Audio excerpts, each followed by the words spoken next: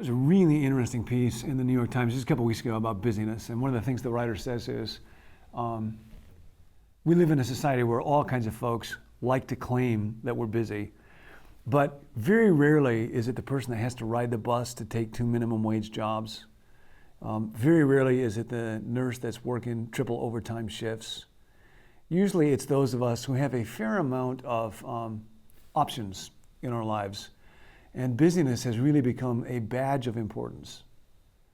Because if I'm not busy, well, that means nobody is demanding my time. And if nobody is demanding my time, then nobody wants my time. And if nobody wants my time, then I must not be a very valued person. So I think when it comes to this issue of busyness, we all recognize it.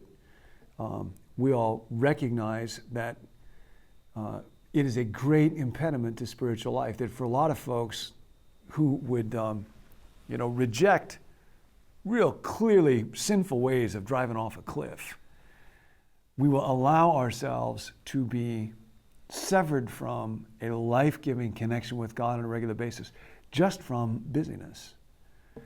And I think the starting point is to recognize, why am I allowing myself to be too busy?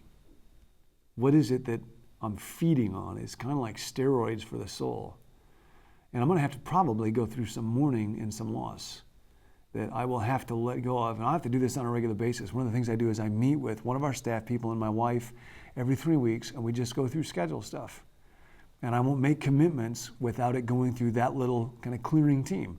And that always involves pain. And part of the pain for me is, but if I don't say yes to this, then I might not be so important. And it's a real good thing for me to have to face up to that.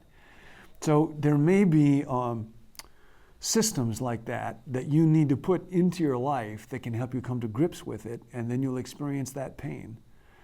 And then also regularly, I just have to assess, because I think we all have different capacities for activity.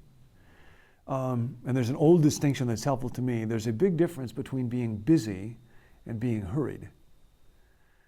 Being busy is mostly an outward condition. It's a condition of my body. It's having many things to do. Jesus was often busy. Being hurried is a condition of my soul. When I am hurried, the primary sign of it is I get preoccupied.